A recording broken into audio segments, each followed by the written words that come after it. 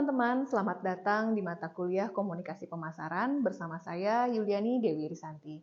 Pada video kali ini akan mempelajari materi bauran pemasaran yang lainnya, yaitu pricing dan place strategi. Mulai dari latar belakang hingga konsep-konsep penetapan harga serta distribusi produk. Secara sederhana, pricing dan place strategi adalah dua elemen penting dalam bauran pemasaran atau marketing mix suatu produk atau layanan. Dua elemen ini bersama dengan produk dan promotion membentuk dasar bagi strategi pemasaran suatu perusahaan. Saya akan dimulai dengan pricing. Harga merupakan nilai yang diberikan pada suatu produk atau layanan dan merupakan hasil dari rangkaian perhitungan yang kompleks, hasil riset, pemahaman, dan kemampuan untuk mengambil resiko. Sebuah strategi harga mempertimbangkan segmen pasar, daya beli, kondisi pasar, bagaimana pesaing menetapkan harga, margin produk, dan biaya produksi produk. Strategi ini ditujukan untuk pelanggan yang telah ditentukan dan bersaing dengan pesaing di pasar. Dalam konteks ini, penetapan harga bukanlah keputusan yang diambil begitu saja. Hal tersebut melibatkan analisis mendalam terhadap kondisi pasar, perilaku pesaing, dan kebutuhan pelanggan. Dengan memahami segmen pasar, kita dapat menyesuaikan harga agar sesuai dengan daya beli pelanggan, juga dengan tetap mempertimbangkan keuntungan yang diinginkan. Selain itu, riset pasar yang komprehensif sangat penting untuk memahami preferensi pelanggan dan bagaimana pesaing menetapkan harga. Dalam menghadapi persaingan, strategi harga yang efektif dapat menjadi keunggulan kompetitif bagi perusahaan. Dalam menetapkan strategi penetapan harga akan meliputi 6 tahap yang berkelanjutan. Dalam merancang strategi ini dapat menggunakan suatu tools untuk melakukan survei, seperti contohnya melakukan survei pada Google Consumer. Rancangan strategi penetapan harga dapat dimulai dari menentukan harga yang terendah dan paling memungkinkan untuk seseorang menjual produknya. Kemudian, tahapan selanjutnya adalah menentukan harga tertinggi yang paling memungkinkan untuk produk tersebut dijual. Setelah menentukan harga terendah dan tertinggi, kemudian buat setidaknya 5 harga di antara harga yang terendah dan tertinggi. Setelah itu, bisa melakukan tes pada 5 harga yang telah ditentukan untuk produk yang akan dijual. Kemudian input dan olah datanya sehingga nantinya akan menemukan harga yang paling cocok untuk menjual produk tersebut. Selanjutnya, saya akan menjelaskan mengenai beberapa strategi untuk penetapan harga. Yang pertama adalah product mix pricing. Strategi ini biasanya mengatur harga produk yang sering berubah ketika suatu produk berada dalam campuran seperti harga paket. Ada beberapa strategi yang paling umum digunakan.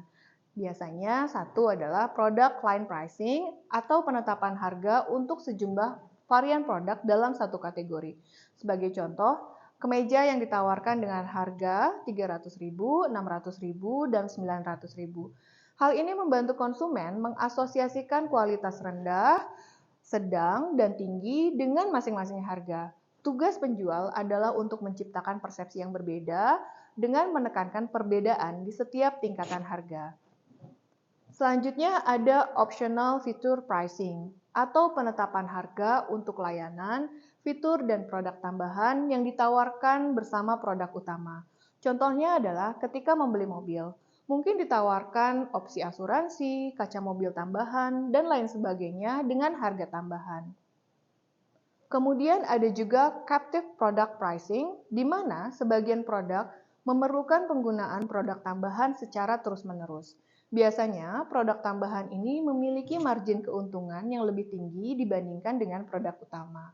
Contohnya adalah misalnya alat cukur dengan pisau cukur yang perlu diganti secara berkala. Selain itu juga ada yang disebut dengan two-part pricing atau penetapan harga dua bagian. Ini umumnya digunakan oleh penyedia jasa seperti operator telepon seluler atau tempat wisata.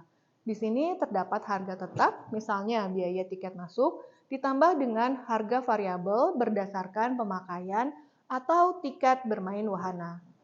Selanjutnya ada juga by product pricing. Strategi ini sering diterapkan pada produk-produk tertentu seperti daging atau bahan bakar.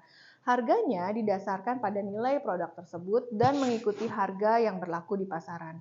Contohnya adalah misalnya harga bawang atau cabai yang dapat berfluktuasi sesuai dengan kondisi pasar.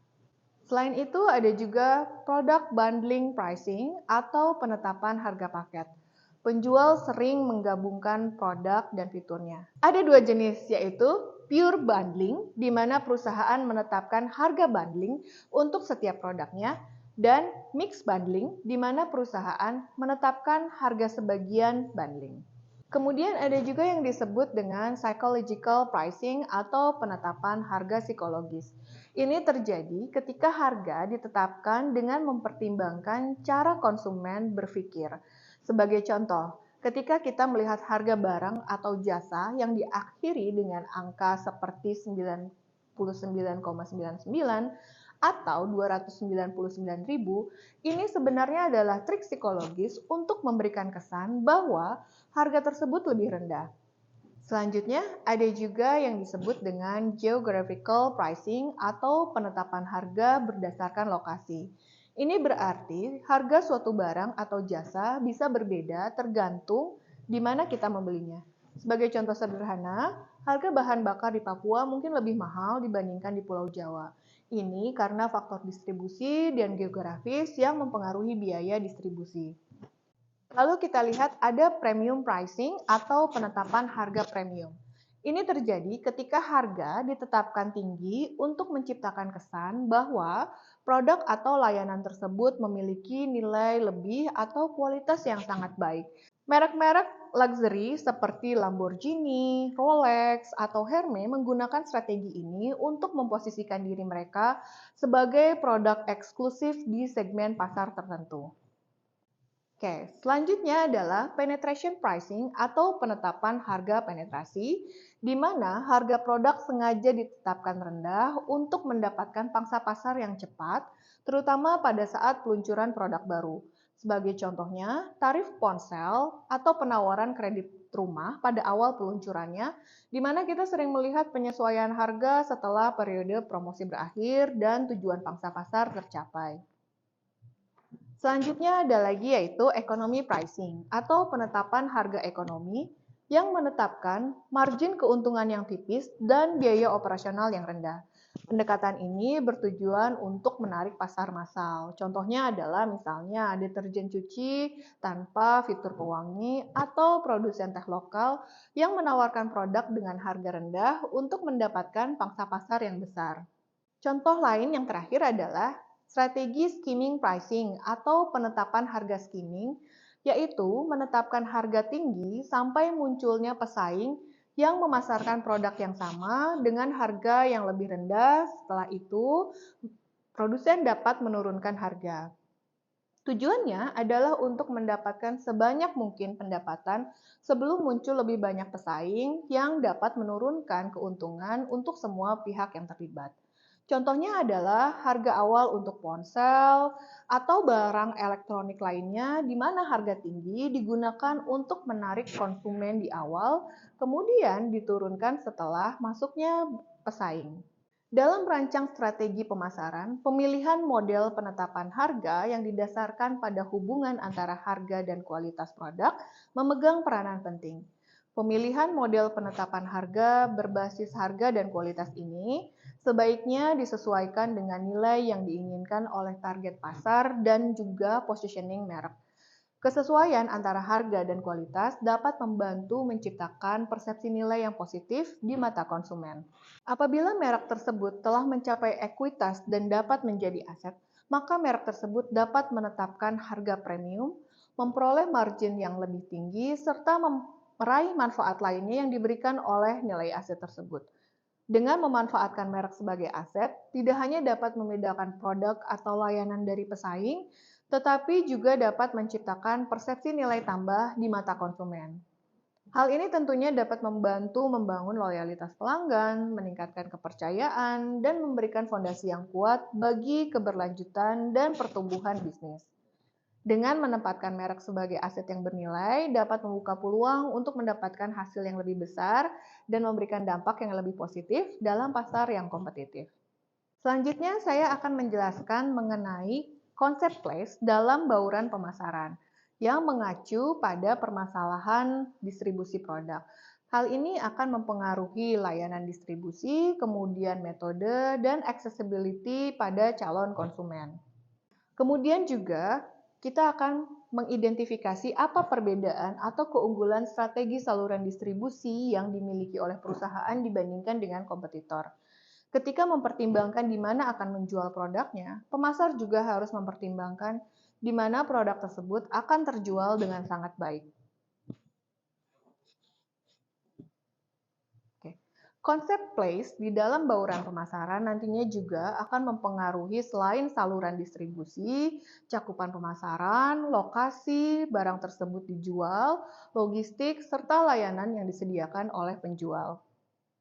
Ada beberapa tahapan distribusi dari produsen hingga ke konsumen. Mulai dari tahapan yang paling panjang, yaitu mulai dari produsen kepada grosir sebagai distributor pertama, lalu dilanjutkan oleh retail sebagai distributor kedua, sampai baru ke tangan konsumen. Selain itu, ada juga dari produsen, kemudian pada distributor pertama dalam hal ini retail, tanpa adanya distributor yang lain, dan langsung diserap oleh konsumen. Dan yang paling singkat adalah produsen sendiri bertindak sebagai distributor sehingga produk dari produsen bisa langsung sampai ke konsumen. Pemilihan penetapan strategi untuk saluran distribusi tentunya akan mempengaruhi bagaimana penetapan harga di dalam bauran pemasaran. Oke, baik itu tadi materi mengenai pricing dan place strategi dalam bauran pemasaran. Semoga dari materi yang sudah dipaparkan tadi dapat bermanfaat. Sekian dari saya, mohon maaf jika ada kekurangan. Sampai jumpa di materi berikutnya. Terima kasih.